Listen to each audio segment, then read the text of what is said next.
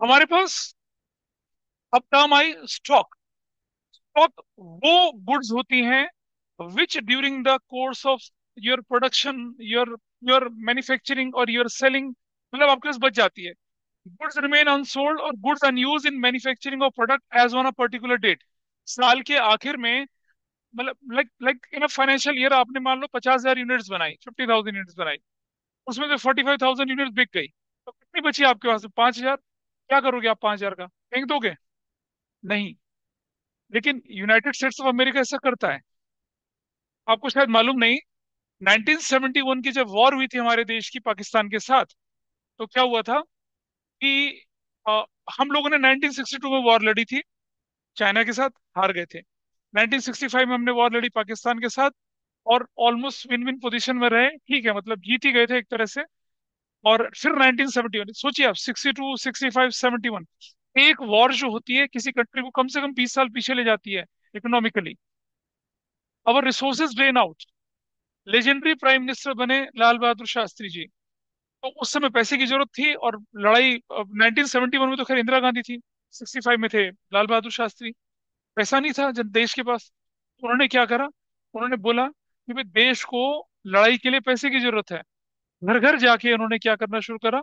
Army की गाड़ियां आती थी, लोगों ने अपने गहने ऑर्नामेंट्स डोनेट करना शुरू करा, और वो आर्मी वाले उसको नोट करते थे और ले जाते थे और यूज किया उसको। और जब वॉर खत्म हुई, सबका पैसा विद थैंक्स वापस लौटाया गया। That used to happen. फिर हमारे देश में फूड गेन की स्कैरसिटी हुई। अनाज नहीं बनता था हमारे देश में, नहीं उगता था उतना ज्यादा। ये जो आपकी ग्रीन रिवोल्यूशन थी वो बाद में आई, ठीक है जी। तो नहीं था सेल्फ सफिशिएंट। अब अमेरिका ने क्या किया? जो गेहूं होता था, वीट, उनके पास एक्सेसिव सरप्लस, उनके पास प्रोडक्शन हुआ। हमने बोला भाई हमें दे दीजिए कुछ। उन्होंने कहा हम देंगे नहीं, खरीदना है तो खरीद लो, हम आपको देंगे नहीं। और क्योंकि एक्सेसिव वीट हो गया था, तो वर्ल्ड मार्केट में वीट के प्राइसेस डाउन ना हो जाए, बेशर्मों ने क्या किया? उस एक्सेसिव वीट को समुद्र में फेंक के डंप कर दिया, बजाय कि किसी गरीब कंट्री को देने के। That much capitalistic is US economy. दुनिया भर में डंका मारते हैं कि हम ट्रांसपेरेंट हैं, हम बहुत फेयर हैं। नो। दुनिया में जितने भी, there are 59 geopolitical disputes in the world, 59। उनमें से कम 50 जो है वो अमेरिका के क्रिएट करे हुए हैं।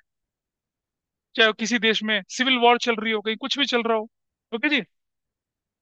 यहाँ हम बात कर रहे हैं स्टॉक और इन्वेंट्री की। आपने सामान, अब जैसे यूएस ने क्या करा, गेहूं उगाया, नहीं बिका, तो क्या कर दिया? उसको फेंक दिया समुद्र में। तुम्हारी मर्जी। तुम्हारे पास गुड्स थी, तुमने मैन्युफैक्चर करी, मैन्युफैक्चर करने के बाद नहीं बिकी, it is your choice, keep it with you, अगले साल यूज कर लेंगे उसको। जैसे सर्दियों में क्या आपने देखा होगा ना, जितने शोरूम्स होते हैं, यहाँ पर क्या होता है, वुलन गारमेंट्स आते हैं, जनवरी के महीने में, दिसंबर के महीने में गारमेंट्स आते हैं, तो सब बिक जाता है उनका। नहीं। पर आपने देखा होगा जब नया सीजन शुरू होता है, तो पहले वो पुराना स्टॉक क्या करते हैं? स्टॉक क्लियरेंस सेल लगाते हैं, लगाते हैं। और आपने देखा होगा जब सीजन खत्म होता है, फिर क्या लगाते हैं? स्टॉक क्लियरेंस सेल लगाते हैं वो लोग। तो स्टॉक को क्लियर करना हमेशा क्या रहता है? बेटर। फिर भी इतना करने के बाद स्टॉक बच गया, उसी को स्टॉक बोलते हैं।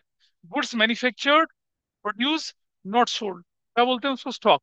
उसको इन्वेंट्री भी बोला जाता है। आगे चलेंगे तो इन्वेंट्री और स्टॉक में थोड़ा डिफरेंस बताऊंगा मैं आपको। अब जो स्टॉक है, मोटा मोटा, अगर वो साल के शुरू में आपके पास है, सपोज देखिए 31 मार्च चल रहा है हमारे पास, 31 मार्च 2025 तक जितना भी स्टॉक मेरे पास था, वो क्लोजिंग स्टॉक कहलाएगा। लेकिन 1 अप्रैल 25 को क्या हो जाएगा? Opening stock. मेरे इस फाइनेंशियल ईयर का closing stock opening stock of next financial year. Agree करते हो इस बात से? तो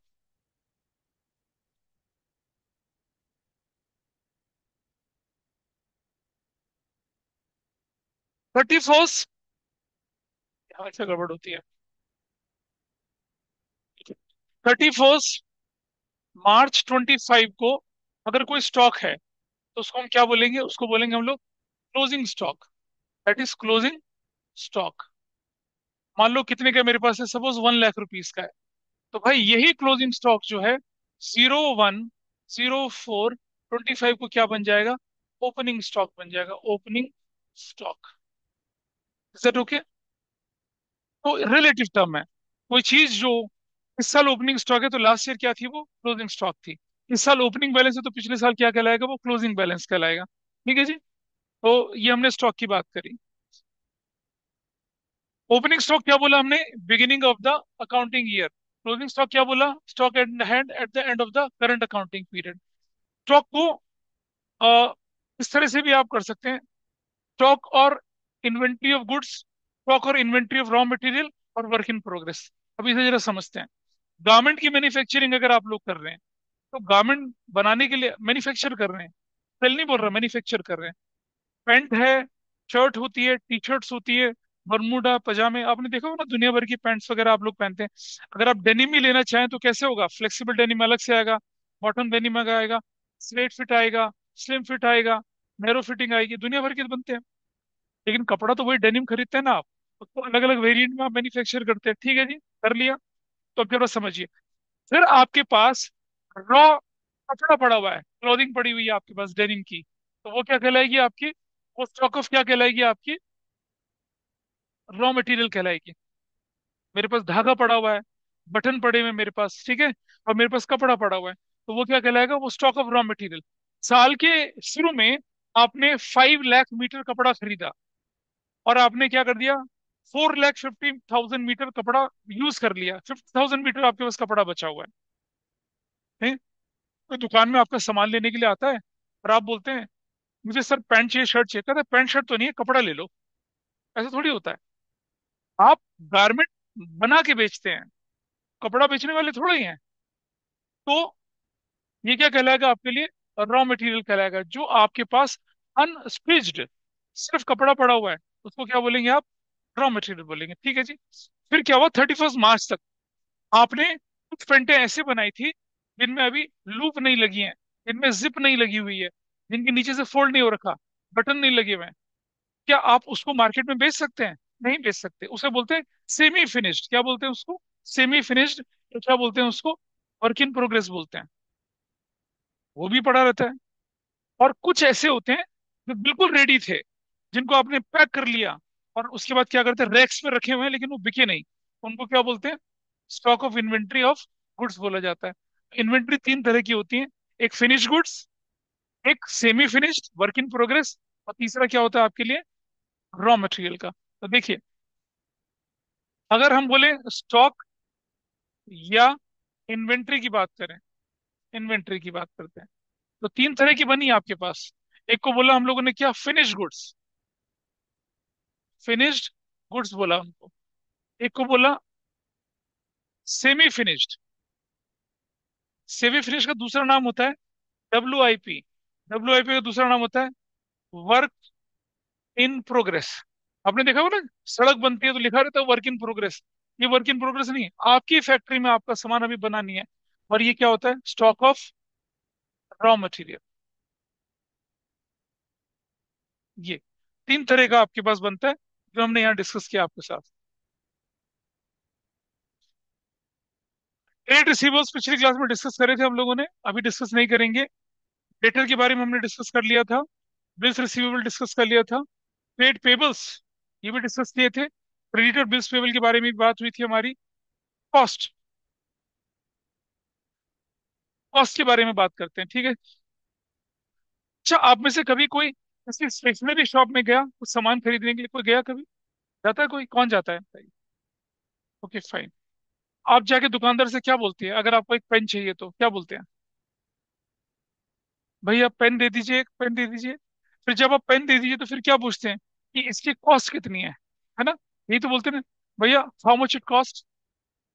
अब आप एक बात बताइए मुझे, दुकानदार जो था वो अकाउंटेंसी पढ़ा हुआ बंदा था, वो पता है क्या बोलता है? कहता है madam I can tell you the price of this pen, cost तो मैन्युफैक्चरर बताएगा।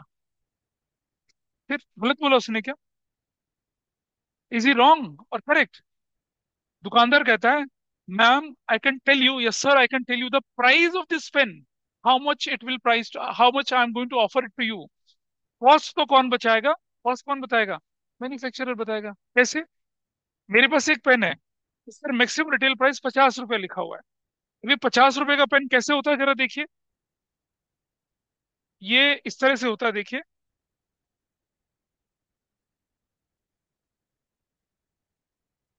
मेरे पास इसको बनाने की जो कॉस्ट थी, वो मान लो 20 रुपीज आई। 20 रुपीज कैसे आई? कि इस पर प्लास्टिक भी लगा, इसके अंदर इंक भी लगी, इसके अंदर रिफिल भी लगा, इसके ऊपर जो देखा ना आपने आपने देखा होगा पेन के ऊपर प्रिंटिंग हो रखी थी, या तो प्रिंटिंग होती है या स्टिकर चिपक रखा होता है वैसा। फिर आप देखते हैं पेन लूज थोड़ी मिलते हैं, वो प्लास्टिक की पैकेजिंग में आते हैं। फिर उसके बाद क्या होता है, डब्बे के अंदर भी आते हैं वो, फिर डब्बे के ऊपर भी रैपर और प्रिंटिंग होती है। डब्बे को प्रिंट करने का खर्चा, पेन के ऊपर प्रिंटिंग करने का खर्चा, अपनी ब्रांडिंग का खर्चा, प्लास्टिक का खर्चा, ठीक है, मोल्ड कर, जिस फैक्ट्री में इसकी मोल्डिंग होती है उसमें बिजली का खर्चा, पानी का खर्चा, वर्कर की सैलरी का खर्चा, सिक्योरिटी का खर्चा, मेंटेनेंस का खर्चा, ये सब क्या है, this is the past part of your manufacturing. फिर आपने क्या बोला कि मेरी पर यूनिट कॉस्ट कितनी आई, 20,000। फिर आपने इसमें अपना प्रॉफिट मार्जिन ऐड करा। आपने बोला कि ठीक है, इसमें प्लस कर देता हूँ कितना, 10 रुपीज। तो अब आपका, आपने क्या लिख दिया, मैक्सिमम रिटेल प्राइस कितना रख दिया, आपने 30 रुपीज रख दिया। ठीक है, नहीं करा आपने ऐसा। आप 30 रुपीज प्राइस नहीं रखते हैं, गड़बड़ हो जाएगी वरना। फिर आपको क्या करना चाहिए था, 30 रुपीज जब आपके पास कॉस्ट आई, in fact what you are suppose to do, 20 rupees आपके पास कॉस्ट आई बनाने के लिए, इसमें आप क्या करिए, कम से कम तो मैं बोलूँ तो 60% से लेकर 80% तक का मार्जिन रखिए। या अगर पॉसिबल होता है, आपने क्या करा कि नहीं ऐसे काम नहीं चलेगा, आपने क्या कर दिया इसके अंदर, पूरा 100% का मार्जिन कितना रख दिया, 20 रख दिया। 20 रख दिया। अब आपका मैक्सिमम रिटेल प्राइस जो हो गया कितना हो गया, 40 रुपया हो गया। तो जब आप दुकानदार के पास जाते हैं यहाँ पर, तो दुकानदार पूछता, अब आप पूछते हैं भैया what is the cost of this pen, तो वो तो आपको कॉस्ट थोड़ी बता सकता है, वो तो आपको बताएगा कि प्राइस है भाई, ये 40 रुपए का पेन है, मैं आपको 40 रुपए में दे रहा हूँ। आपने कहा भैया 40 तो ज्यादा हो गया, इसमें तो 40 लिखा है, कह रहा कोई बात नहीं आप 35 का दे दो मुझे। ठीक है। तो कॉस्ट क्या होती है, कॉस्ट ऑफ मैन्युफैक्चरिंग होती है, कॉस्ट ऑफ अक्वायरिंग होती है। जैसे मान लो आप क्या कर रहे हैं, कंप्यूटर के पार्ट्स बेचते हैं। अब कंप्यूटर के पार्ट्स आप बेचते बनाते थोड़ा ही हो। जब आप कंप्यूटर के पार्ट्स मैन्युफैक्चरर से खरीदोगे, तो सपोज आपको एक कंप्यूटर का पार्ट्स मान लो 3,000 का पड़ा, तो आप उसमें क्या करोगे, कम से कम 800 रुपए का अपना प्रॉफिट मार्जिन रखा, तो आपकी वैल्यू कितनी हो गई, 3,800। फिर आप दुकान, फिर आप उसमें क्या, आपने देखा है कंप्यूटर के जो पार्ट्स होते हैं उनके प्राइस कितने एक्सेसिव लिखे रहते हैं, पेन ड्राइव वगैरह। मैंने देखा कई सारे पार्ट ऐसे होते हैं, जैसे माउस ही होता है, अगर आप देखेंगे उस पर 800 रुपये लिखा रहता है, दुकानदार 300 रुपये में दे रहा होता है उसको, इतने एक्सेसरी प्राइस छोड़ रखे होते हैं उन्होंने। दिवाली के फायर क्रैकर्स देखे हैं, एक फुलझड़ी के पैकेट में 800 रुपये लिखा रहता है, बिकती कितने की, 100 रुपए की भी नहीं बिकती है, ऐसा करके वो लिख देते हैं। तो कॉस्ट क्या होती है, कॉस्ट ऑफ मैन्युफैक्चरिंग होती है एक, या फिर क्या होती है, कॉस्ट ऑफ एक्वायरिंग गुड्स होती है ना। बड़ा बेकार सा एग्जांपल मैं आपके सामने दे रहा हूँ, कैसे, जरा देखिएगा कि पहले तो मुझे ये बताइए कि आज की क्लास कौन सी है, व्हाट इज 30, ये मैं लिखना भूल गया था। चैप्टर 2 है आपका,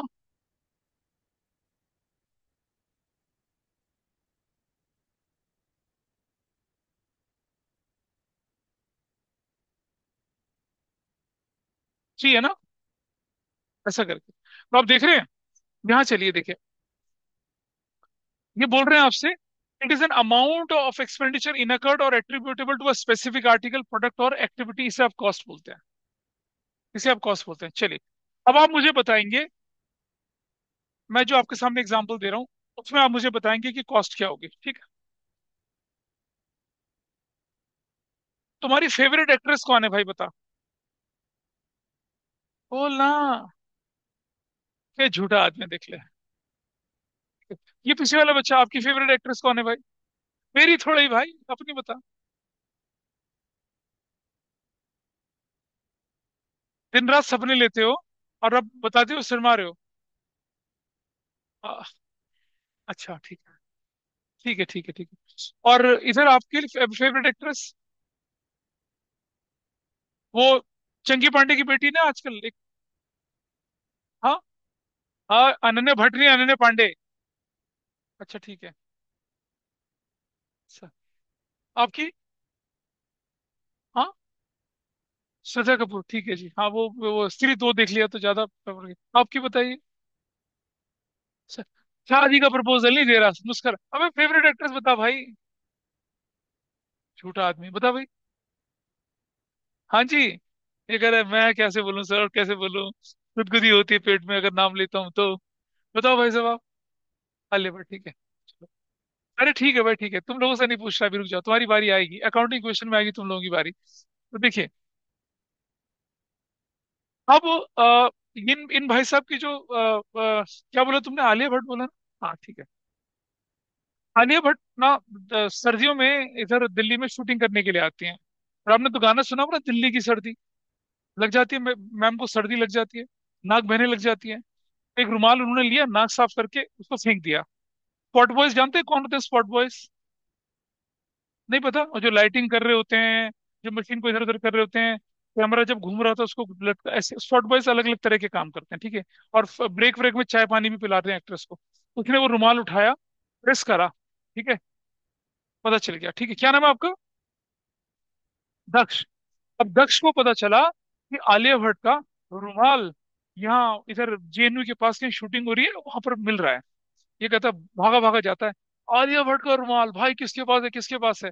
वो स्पॉट बॉय कहता मुझसे, भाई मेरे पास है। कह रहा कितने का है? कह रहा 5 लाख रुपए का है। कह रहा 5 लाख रुपया? ला तू दे यार, दिल का मामला है। 5 लाख रुपए में उसने वो रुमाल खरीद लिया। खरीद लिया, ठीक है जी। अच्छा, क्या नाम है तुम्हारे बेटा? हाँ, सार्थक। सार्थक को पता चला, सार्थक तो क्या है, ये तो बेचारा फैन था, सार्थक तो एसी आलिया भट्ट का।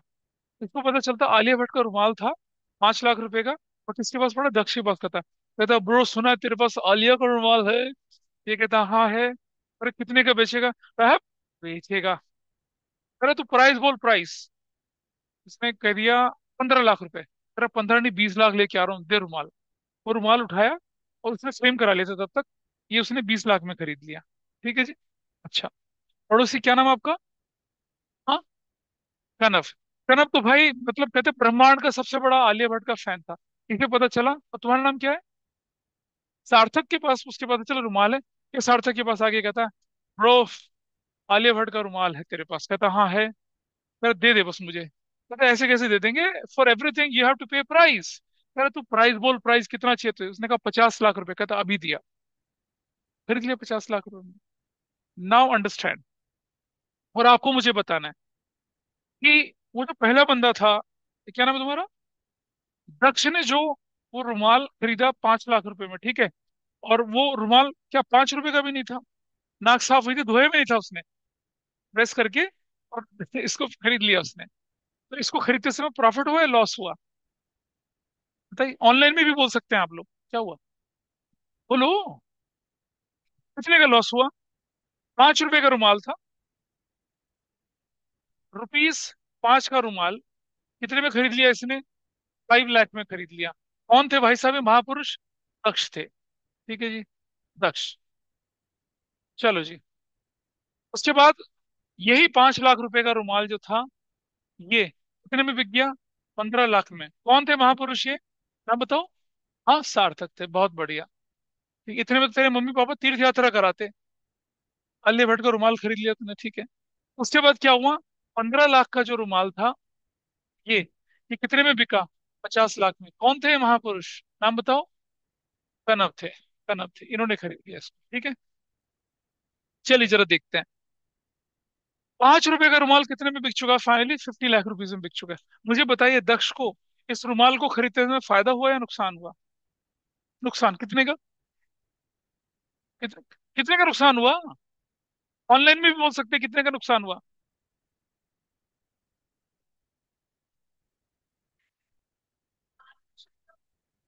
क्या हो गया?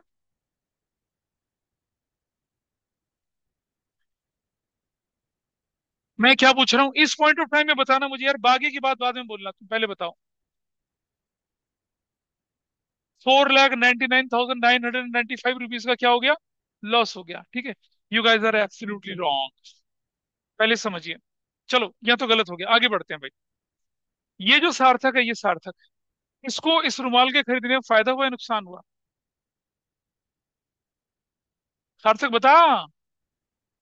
हाँ, तो सार्थक कौन है यहाँ? बता ना, फायदा हुआ या नुकसान हुआ? लॉस हुआ कितने का? अरे बोल तो सही कितना? 10 लाख का loss. And you are also absolutely wrong. चल भाई, इधर आ जा कनव, बता तो ये फायदा हुआ या नुकसान हुआ? कितने का? ठीक है, अब ये बड़ा कंफ्यूजन आ रहा है ना कि फायदा हुआ नुकसान हुआ, कैसे? कैसे आप, हाउ विल यू कंपेयर कि फायदा हुआ या नुकसान हुआ? आपकी कॉस्ट कितनी थी और आप उसे बेच कितने में रहे हो, दोनों का कंपैरिजन करेंगे तभी तो पता चलेगा फायदा नुकसान। अभी पढ़ा था ना, revenue minus expense is equal to income या प्रॉफिट, यही तो होता है। तो अगर आपको मालूम है कि इसकी कीमत मुझे इतनी पड़ी थी, फिर मैंने इसे इतने में बेचा, देन आई विल कंपेयर। चलिए, सबसे पहले हम लेते हैं जो स्पॉट बॉय था। स्पॉट बॉय ने 5 रुपए का रुमाल, जो कि उसने नहीं खर्च करा था, कटरीना ने उसने ही खर्च करा था, क्या नाम उसका, आलिया ने खर्च करा था। स्पॉट बॉय को बताइए फायदा हुआ था या नुकसान हुआ था? स्पॉट बॉय को तो जमीन में मिला था रुमाल, कितने का फायदा हुआ? हाँ, पूरा 5 लाख का। उसको तो कोई कीमत ही नहीं थी, वो तो उसने डस्टबिन से उठाया था, उसको ऐसे सुखाया, प्रेस करा और इंस्टाग्राम में डाल दिया। क्या दिल्ली की सर्दियां, आलिया का रुमाल, भाई भागा भागा चला गया। तो भाई समझिए, स्पॉट बॉय की कॉस्ट जीरो थी, याद है? स्पॉट बॉय की कॉस्ट क्या थी? जीरो थी। या तो वो बोलता, मैडम ये रुमाल है, आपको आंख साफ कर लीजिए, और रुमाल उसने 10 रुपए में खरीदा, तो उसकी कॉस्ट कितनी? 10 रुपया। बिका कितने में? 5 लाख। 4,99,990 रुपीज का उसको क्या हो गया? फायदा हो गया। लेकिन ऐसा कुछ नहीं था, स्पॉट बॉय को कितने का फायदा हुआ? पूरा 5 लाख का। चलते हैं आप, तो पहुंचते हैं दक्ष पे। दक्ष ने वो रुमाल कितने में खरीदा? कितने खरीदा? कितने में खरीदा? 5 लाख में खरीदा। खरीदा 5 लाख में। दक्ष का फायदा नुकसान कैसे लगाएंगे? दक्ष ने जो रुमाल खरीदा वो कितने का था? 5 लाख का था। What is cost of acquiring by Daksh? 5 lakh. ठीक है, बेटा एक बात समझना, खरीदते समय कोई फायदा नुकसान नहीं होता है, फायदा नुकसान कब होता है? बेचते समय। ठीक है जी। So what is cost to Daksh? Daksh की कॉस्ट कितनी है? 5 लाख। एक्वायर करने की कॉस्ट 5 लाख है। ठीक है, फिर आगे बढ़ते हैं। दक्ष ने वो रुमाल कितने में बेचा सार्थक को? 15 लाख। बेचा कितने में? 15 लाख में। दक्ष की कॉस्ट कितनी थी? दक्ष का सेल्स प्राइस कितना था? 15 लाख। दक्ष को फायदा कितना हुआ? कैसे निकाला? दक्ष के केस में हमने क्या लिखा? दक्ष यहाँ पर, ठीक है। दक्ष का सेल्स प्राइस कितना था? दक्ष का सेल्स प्राइस माइनस दक्ष की जो कॉस्ट थी वो कितनी थी? दक्ष का सेल्स प्राइस था कितना? 15 लाख। दक्ष का कॉस्ट प्राइस कितनी थी? 5 लाख। दक्ष को फायदा कितने का हो गया? 10 लाख। दक्ष की केस हम बोल सकते हैं। ठीक है जी। आ जाइए कनव के पास। कनव को खरीदते समय कोई फायदा नुकसान हुआ? नहीं। कनव की एक्विजिशन कॉस्ट कितनी थी? कनव ने अपनी जेब से कितना पैसा ढीला करा? कितना ढीला करा कनव ने? कितना करा? 50 लाख रुपए। तो कनव की कॉस्ट कितनी हुई? 50 लाख हुई। ठीक है, लेकिन अब हम बात करते हैं किसकी? सार्थक की। सार्थक।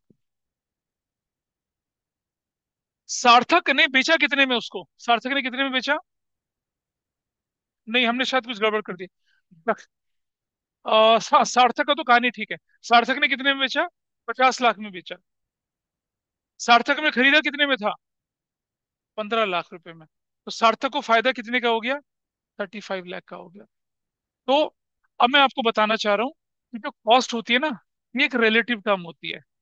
जो मेरे लिए सेल्स प्राइस है, वो सामने वाले के लिए क्या है? कॉस्ट प्राइस है, क्योंकि वो उसे एक्वायर कर रहा है। देखिए आप जरा यहाँ पर, दक्ष के लिए कॉस्ट प्राइस कितनी थी? 5 लाख। ठीक है जी। सार्थक के लिए कॉस्ट प्राइस कितनी थी? 15 लाख। प्रणव के लिए कॉस्ट प्राइस कितनी थी? 50 लाख। ठीक है, जितना पैसा मैं खर्च करता हूँ उतनी मेरी क्या होती है? कॉस्ट कहलाती है। तो cost is what? Amount sacrifice, amount paid to acquire any item, उसको हम कॉस्ट बोलते हैं। ठीक है, या फिर को बनाने की जो कीमत होती है उसे कॉस्ट बोलते हैं। यहाँ तो हमने इसका हालिया का रुमाल ले लिया। तो कॉस्ट को किससे कंपेयर करते हैं? फिर सेल्स प्राइस से कंपेयर करते हैं, तब प्रॉफिट निकलता है। यानी कि अगर आपको प्रॉफिट या लॉस निकालना है तो आपको कॉस्ट को किससे कंपेयर करना पड़ेगा? सेल्स प्राइस से कंपेयर करना पड़ेगा। ठीक। अब आप एक स्टेशनरी शॉप वाले हैं, ये पेन आपने खरीदा था कितना? 25 रुपीज में, और आप इसको बेच कितने में रहे? 40 रुपीज में। Can you calculate your profit? 15 रुपए। कैसे निकाला? सेल्स प्राइस मेरा 40 रुपीज है, खरीदने का प्राइस कितना? 25 रुपीज है। 15 रुपए का मेरा क्या हो गया? प्रॉफिट हो गया। एक्सेप्टेबल है ये चीज? ठीक है। अब मुझे बताइए, अगर दुकानदार से आप बोलते हैं what is the cost of this, cost का मतलब कि दुकानदार को कितने का पड़ा? दुकानदार बताएगा कभी ये 25 रुपए का पड़ा मुझे? नो। वो क्या बोलेगा? I can't tell you the cost, I tell you the price. What is the price जो मैं आपसे मांग रहा हूँ? तो हमारे पास कौन सा कंसेप्ट पूरा हुआ? कॉस्ट वाला पूरा हुआ। Amount of expenditure in a third, attributable to specific article. आपने गाड़ी खरीदी, कार, ठीक है जी। आपने देखा होगा, एक होता है एक्स शोरूम प्राइस, एक होता है on road price. Ex showroom price मान लो 15 लाख रुपया, ऑन रोड प्राइस 18, 19, 20 लाख तक चला जाएगा। तो अब मुझे बताइए, 15 लाख की तो क्या थी, वो गाड़ी थी शोरूम। 5 लाख रुपए की आपने टैक्सेस एसेसरीज वगैरह लगाया। अब आपकी कॉस्ट ऑफ व्हीकल क्या है? 15 + 5 कितनी? 20 लाख। एक्विजिशन कॉस्ट कहलाती है, ठीक है। बोला क्या हमने? अमाउंट इनकर्ड और एट्रीब्यूटेबल टू स्पेसिफाइड प्रोडक्ट, उसे हम क्या बोलते हैं? कॉस्ट बोलते हैं। चलो ठीक है, आगे चलते हैं। ठीक है। क्या आप में से कोई ऐसा स्टूडेंट है जिसको के बारे में टीचर बोल सके कि भाई हाँ, ये बच्चा जो है ना, ये मतलब एक्सेप्शनली बहुत अच्छा है, मतलब कोई होता है ना फेवरेट बच्चे होते हैं टीचर्स के, कोई है ऐसा कोई? कोई भी नहीं, हाँ, कोई भी नहीं। अच्छा, आपने देखा होगा कई बार कुछ बच्चे क्या होते हैं, क्लास में बहुत भयंकर शैतानी करते हैं, और जब वो पकड़े जाते हैं तो टीचर बोलते हैं नहीं नहीं नहीं नहीं, ऐसे ये तो मैं मान ही नहीं सकती ये बच्चा ऐसा कर सकता है। ऐसा ऐसा होता है कभी? नहीं बोलते? एक कोई, हाँ, सब कॉमर्स वाले, तभी तो बोल रहा हूँ। अच्छा, कॉमर्स वाले बुरे होते हैं क्या? ना ना, ऐसा नहीं होता, बिल्कुल नहीं। ऐसा कोई पीछे से, तुम हो ऐसे बच्चे? अच्छा ठीक है। अच्छा चल, अच्छा ये है, मान लो ये बच्चे ने क्या किया, प्रिंसिपल के रूम के बाहर बॉम्ब लगा दिया, भाग गया, ठीक है जी, और पकड़ा गया। अब सीसीटीवी कैमरा वगैरह नहीं थे, तो टीचर आके बोलते हैं कि अरे ये तो मैं इतने से जानती हूँ, ये तो कर ही नहीं सकता, ऐसा काम कर ही नहीं सकता, आई can vouch for him, he can't do this work. ये कर ही नहीं सकता, किसी और ने करी होगी बदमाशी, ये तो मेरा राजा बच्चा है, प्यारा बच्चा है। जबकि ये अंदर ही अंदर मुस्कुरा रहा है, हाँ हाँ, छोड़ दो, आज अगली बार फिर करूंगा मैं। तो there is a term people use, I can vouch for him. Vouch का मतलब क्या हो गया? I trust, I believe about that person, या उसकी इनोसेंस के बारे में बोल सकते हो, ठीक है। वाउच का मतलब होता है वेरीफाई कर सकती हूँ मैं, टेस्टिफाई कर सकती हूँ मैं कि ये व्यक्ति ऐसा काम नहीं कर सकता, वाउच से बनता है वाउचर, ठीक है। अब आप समझिएगा, वाउच से वाउचर जैसे बना, तो मैं एक एग्जांपल लेके चल रहा हूँ। जैसे मान लो, अब ये बच्चे देख रहे हैं ना, इसको देखो जरा, सब लोग देखो उसको, बताओ भी सबको, चला दिखाओ, देख लिया सबने इसको, ठीक है। अब इस क्लास का सबसे लंबा लड़का कौन है भाई? तुम हो शायद ना। What's your height? 6'1" का बच्चा, व्हाट्स योर हाइट? 5'1" भाई, 5'1", 6'1", समझ रहे हैं? ठीक है जी। अब क्या होता है, क्लास में ये खाना खा रही होती है, ये आता है, इसका खाना छीन के खाने लग जाता है, ठीक है। ये क्या करती है, खड़ी होती है, मुंह पे तो घूंसे मारते हैं खींच के पहले, पेट में लात मारते हैं, जब ये लेट जाता है कोहनी कोहनी बजाती है इसको, अड़ंगी देके गिराती है, WWE वाला ऐसा मारती है, ठीक है। और इसका धुआं, घुसम पट्टी, नाक से फव्वारे, कान से फव्वारे, ठीक है। इसके शरीर में कुल मिला के 55 टांके लगते हैं, ठीक है। दोनों हाथों को मरोड़ के ऐसा कर देती है, जीभ खींच के बाहर निकाल लेती है, बालों को ऐसे स्पार्की बना देती है, और उसके बाद अपना खाना खाती है आराम से। टीचर आते हैं कि भाई साहब की हालत कितनी करी, इन्हें उठा के लिया जा रहा है स्टेशन, पूरा मत मारना, मजाक लेता, मैं स्टेशन पे उठा के लिए जा रहा है, ठीक है। और डॉक्टर भी करे, ये क्या हुआ, किस राक्षस से लड़ पड़ी थी ये बेचारी खड़ी है सामने से, प्रिंसिपल के रूम में खड़ी है ऐसे करके, कहते ये, ना ना ना, she can't do that, we can vouch, ये, समझते हैं बात को?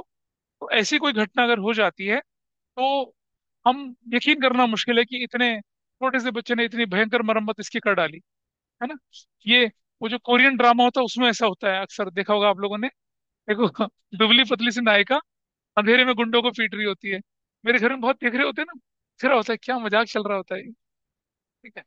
तूफान की आवाजें आ रही होती है, चल रहा होता है। तो वाउचर, अब आप समझिए जरा ध्यान से, इन भाई साहब को लेके चले गए कहाँ पर? हॉस्पिटल लेके चले गए, शरीर के हर अंग में दर्द है इनके, हड्डियां टूट फूट मची हुई है, और कुल मिलाकर 2 करोड़ 50 लाख रुपीज का बिल बन गया इनका हिसाब किताब करने में, ठीक है। अब बाई चांस क्लास के बच्चों ने गवाही दे दी, नहीं नहीं ये मासूम सी बच्ची ने इसकी पिटाई करी थी, तो पेरेंट्स आके बोलते हैं कि देखिए भाई, या तो हमारे बच्चे का इलाज करवा दीजिए, या हम आपके खिलाफ FIR करवाते हैं, ठीक है। इसके पेरेंट्स ने बोला ठीक है भाई, मैं इलाज करवा देंगे, कोई बात नहीं, वी आर वेरी सॉरी, हमारे बच्चे ने गलती करी, और जैसा भी था। अब ये बताइए मुझे कि जो इलाज का खर्चा हो रहा है, वो एग्जैक्टली हमें कैसे पता चलेगा? हॉस्पिटल की जो बिल की समरी आती है ना डिस्चार्ज के टाइम पे, उससे पता चलेगा। डिस्चार्ज की जो समरी होती है, that is basically a document which justify, testify कि हाँ इसके इलाज में 2 करोड़ 50 लाख रुपीज खर्च हुआ है। तो वो डॉक्टर का जो हॉस्पिटल का रिलीजिंग सर्टिफिकेट होता है डिस्चार्ज से, इनके पेरेंट्स को पकड़ाया जाएगा और ये क्या कर देंगे, पे कर देंगे, काम खत्म हो जाएगा। ठीक। तो अकाउंटिंग के अंदर क्या होता है, ये जो आपकी बिल होते हैं, रिसिप्ट होती हैं, इनवॉइस होती है, this act as a voucher. इन्हीं से तो वेरीफाई कर पाते हैं आप कि भाई अकाउंटिंग ट्रांजेक्शन हुई है। ठीक है। लेकिन एक बात और समझना, वाउचर दो तरह के होते हैं, एक तो नॉर्मल वाले वाउचर और एक होते हैं अकाउंटिंग वाउचर्स। अकाउंटिंग वाउचर कैसे बनते हैं जरा जाए, किसी के पेरेंट्स का बिजनेस है क्या, कोई बताइए जरा, है किसी का? है ना? तो आपके बिजनेस में क्या वो अकाउंटिंग करते समय वाउचर बनवाते हैं क्या? पूछो ना जरा आप। अगर बनवाते हो तो एक दो लेके आना अगली क्लास में, I want to show you guys कैसे होता है। जैसे मान लो, अब ये जो है अपना बिजनेस चलाती है, इनके परिवार ने 2.5 करोड़ रुपए का इनसे कंपनसेशन ले लिया। इसने क्या किया, उस कंपनसेशन को अपने अकाउंटेंट को दिया और उसने वाउचर बनाया और बिजनेस के एक्सपेंस में उसको डाल दिया। हालांकि ये क्या होना चाहिए था, ड्राइंग्स होना चाहिए था ना। इसने किसी को कूटा और कंपनी उसका कंपनसेशन भर रही है, तो वो क्या कहलाना चाहिए, ड्राइंग्स कहलाना चाहिए था ना। ड्राइंग्स भी होगा तो भी तो उसका डॉक्यूमेंट्री एविडेंस होगा ना। कल को ऑडिटर या चार्टर्ड अकाउंटेंट जब अकाउंट चेक करता है, वो बोलेगा 2.5 करोड़ कहाँ खर्च हुए। बोला मालकिन की बेटी ना अपने अपने क्लासमेट को कूट दिया था, उसका कंपनसेशन देना पड़ा।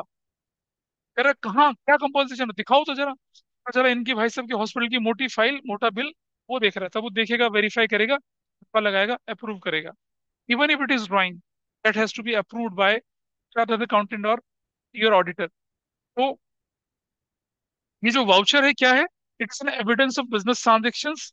ये बिल हो सकते हैं, रिसिप्ट हो सकती है, डेबिट क्रेडिट नोट हो सकते हैं, और इनवाइस भी हो सकती है।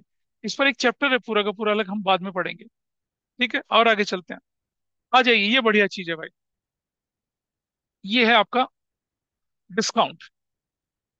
जब आप दुकान में जाते हैं ना, तो आपने देखा होगा ना, क्या लिखा रहता है, कई बार दुकानों में देखा होगा ना आप लोगों ने, क्या लिखा रहता है, 50 + 50 डिस्काउंट, हैवी डिस्काउंट, क्या लिखा रहता है, 50 + 50।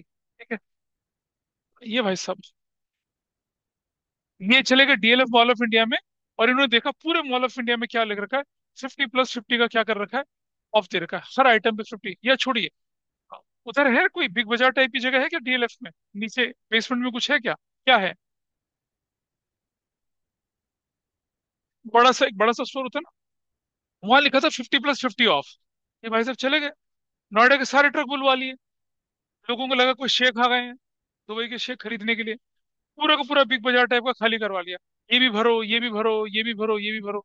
लोग सोच रहे पता नहीं क्या आदमी है भाई, करीब करीब 60-70 करोड़ का सामान इसने ट्रकों में भरवा लिया। और जब ट्रक चलने के तैयार हो तब बोला भाई चलो ट्रक चलने के लिए तैयार हो गया, निकलो भाई, निकलना शुरू करो। तो मैनेजर पूछता है, सर ये तो बताइए आप इतना इतना सामान लेके जा रहे हैं, इतना पैसा कौन भरेगा?" ये कहते हैं मैनेजर का, तू पागल है क्या, क्या बात कर रहा है, तूने क्या लिखा है, तूने क्या लिखा है यहाँ पर, 50 + 50। इसका मतलब क्या हुआ, 100%। क्या लिखा, 50%, क्या लिखा, 50%। 50 + 50 कितना होता है भाई, 100% होता है। 100% का मतलब क्या हुआ, तो सारा सामान क्या है, फ्री है। अब ले जा रहा हूँ तो रोक कह रहा है, चलो हटवाने दे। क्या वो ले जाने देगा? व्हाट्स रॉन्ग इन दिस, बताओ क्या गलत है जैसे। 50 + 50 का मतलब 100 ही तो होता है। देखा होगा लिखा हुआ, नहीं देखा कभी? तो अगर आप वहां से डेनिम खरीद के ले आती हैं जो कि 5,000 का था, और एक पैसा दे के नहीं जाते, तो इसमें आपकी गलती थोड़ा ही है, लिख भी रहा है वो तो। 50 + 50 का मतलब कि 100% ही तो हुआ। तो भाई बिल्कुल ठीक है वो तो ट्रक भर के ले जाएगा अपना।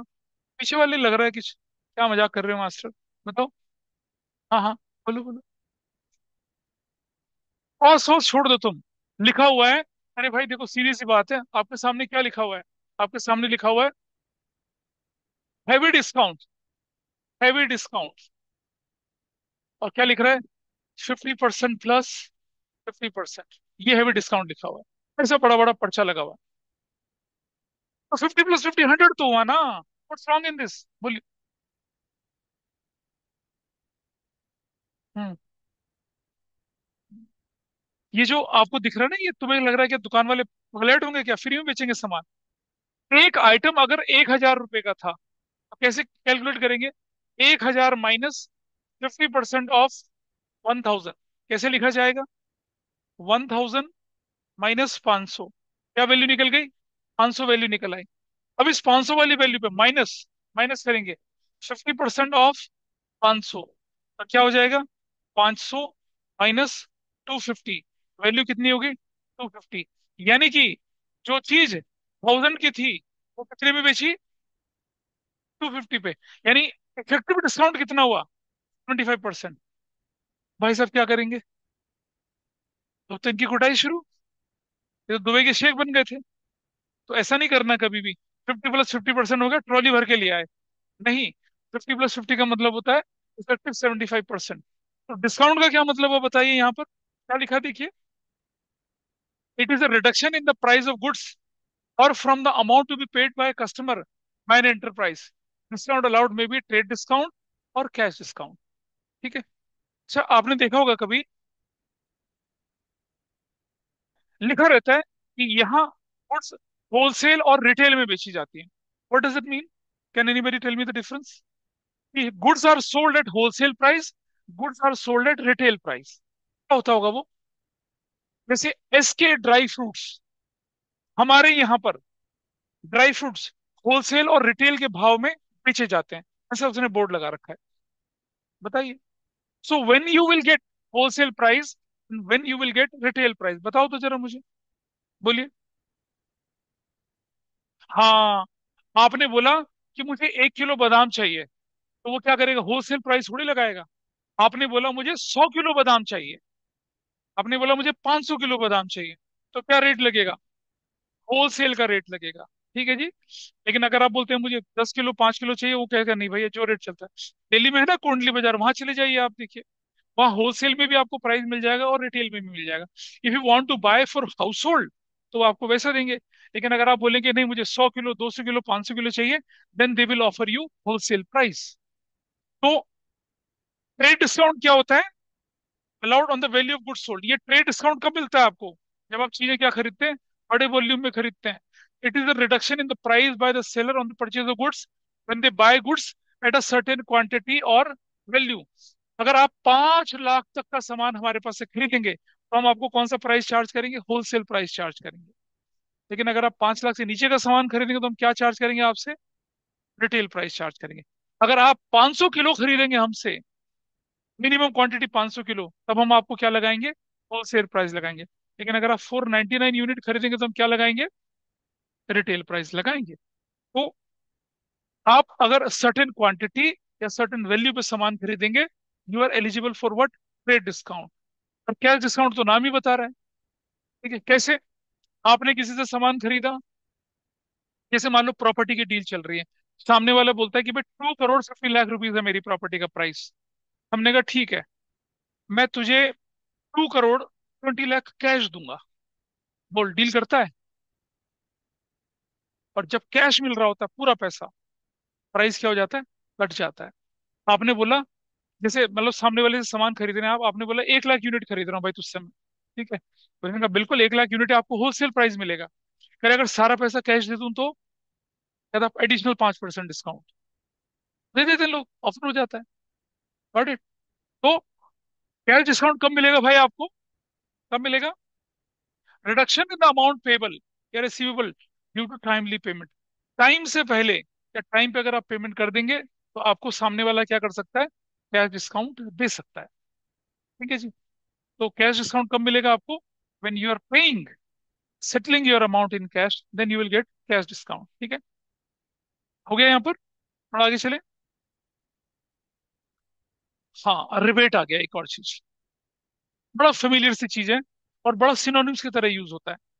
Reduction allowed in the sales volume due to poor quality, excess supply वगैरह वगैरह। अब कैसे, जरा समझिए।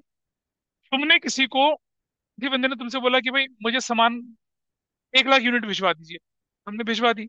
अब 1 लाख यूनिट जो थी ना, उसमें क्या हुआ कि 2,000 यूनिट सामान जो है ना टूटा हुआ निकल गया। हमने बोला भाई तूने तो 1 लाख यूनिट भेजी थी, 2,000 यूनिट तो टूटे हुए निकल गई। हमने देखा होगा जब पेरेंट्स आपके घर की रिपेयर करने के लिए टाइल मंगवाते हैं, टाइल, तो जो टाइलें आती हैं वो जनरली क्या होनी चाहिए, इंटेक्ट होनी चाहिए।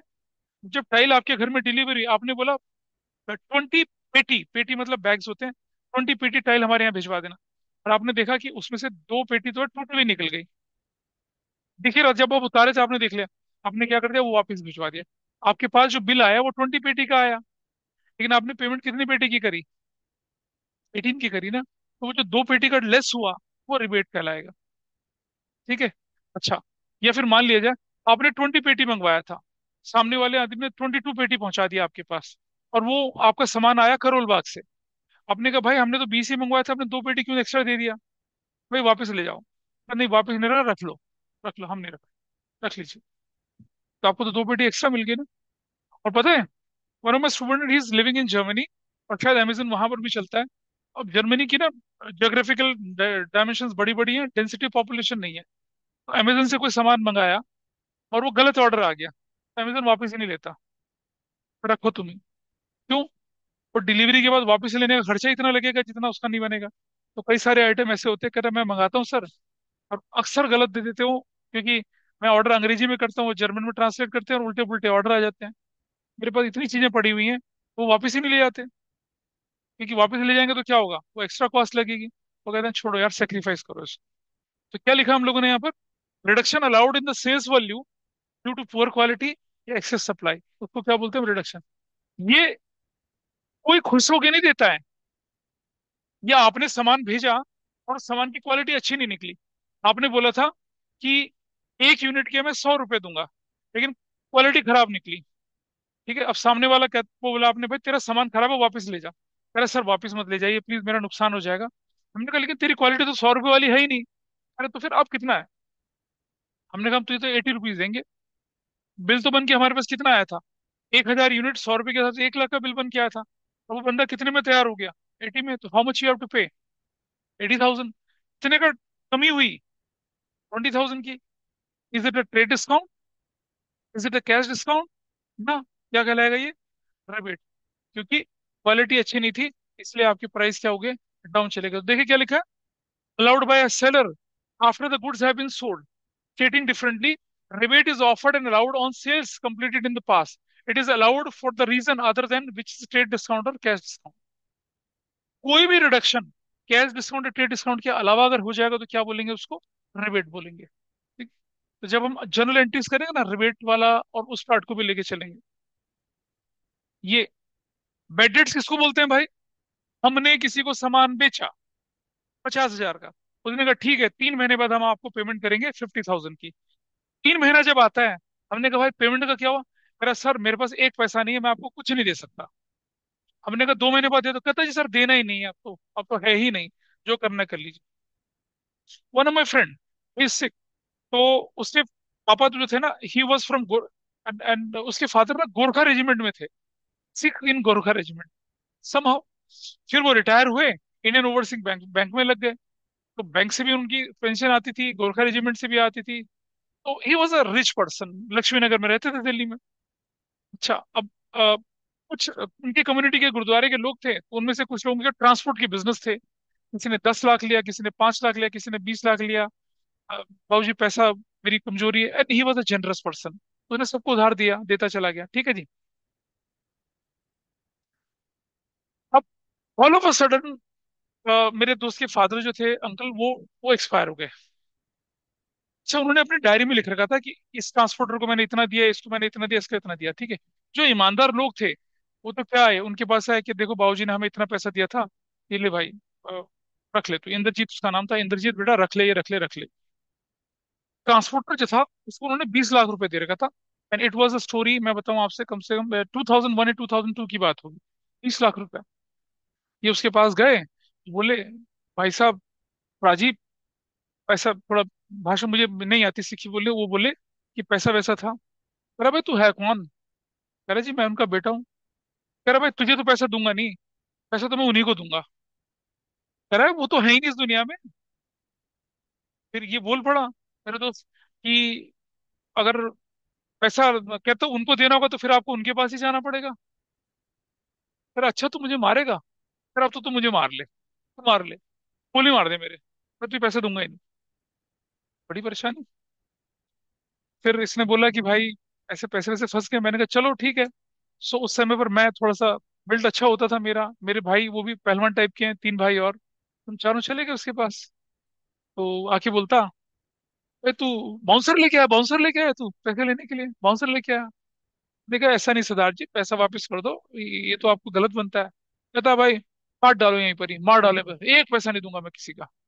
चलो भाई, हमने कहा लड़ाई झगड़े करने के लिए, हम गुंडे थोड़ी थे, तो हम तो चले गए थे दोस्त के साथ कि इसको कुछ ना कर दे। समाव फिर हम वापस आए। फिर सोचा क्या किया जाए। फिर मेरे एक चाचा जी जो थे वो दिल्ली पुलिस में एसीपी थे उस समय पे। अब तो मेरे ख्याल से वो डीसीपी रिटायर भी हो गए होंगे।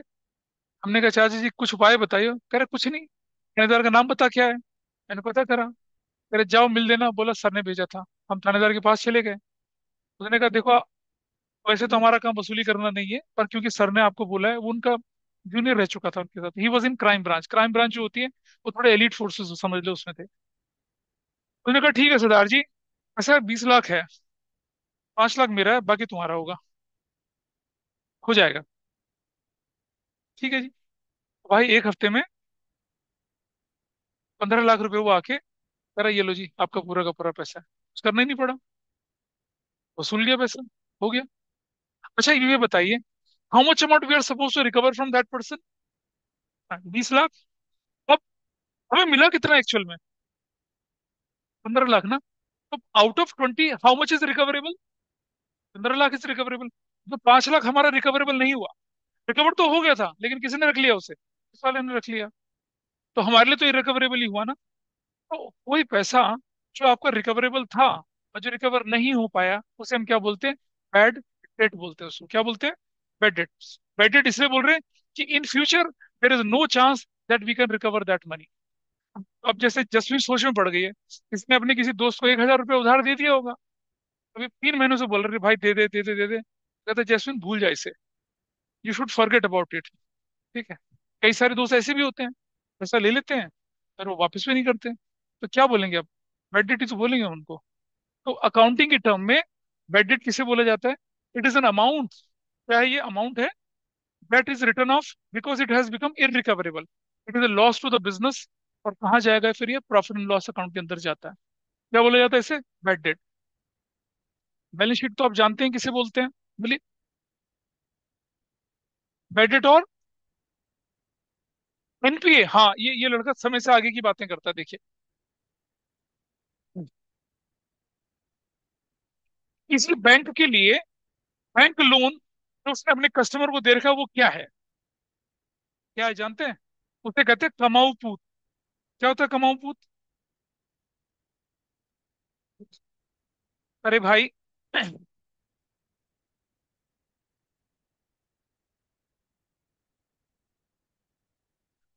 क्या होता है कमाऊ पूत? हिंदी का शब्द है, बताओ किसको बोलते हैं? तो मैं समझाता हूँ। एक आदमी के तीन बेटे होते हैं। सबसे छोटा बेटा जो होता था वो छोटा मोटा काम करता था, तो वो पापा उसी के साथ रहते थे। एक आदमी अपने बेटे की बुराई कर रहा होता है, मेरा बड़ा बेटा तो लंदन में इंजीनियर है, बीच वाला बेटा जो है वो तो यूएसए में मतलब एक मेडिकल का अपना बिजनेस कर रहा है, तीसरा बेटा जो मेरा वो दुबई में सेटल है, चौथा बेटा निकम्मा है मेरा, ठेले पे ठेले बेचता है। शर्म आती है उससे। तो कह रहा भाई साहब निकाल के क्यों नहीं फेंकते हो? मेरे घर का खर्चा तो वही चलाता है। समझ में बात है? क्या बोला मैंने? कमाऊ फूत वो बेटा जो घर का खर्चा एक्चुअली चला रहा है। ठीक है जी। अब मुझे बताइए, किसी बैंक के लिए कमाऊ पूत क्या होंगे? वो लोन जिनकी रेगुलर पेमेंट आ रही है, वो लोन जिससे बैंक को क्या मिल रहा है? इंटरेस्ट मिल रहा है, करेक्ट? तो ऐसे कमाऊ पूत को नाम दिया जाता है क्या? Performing assets. क्या बोलते हैं उसको?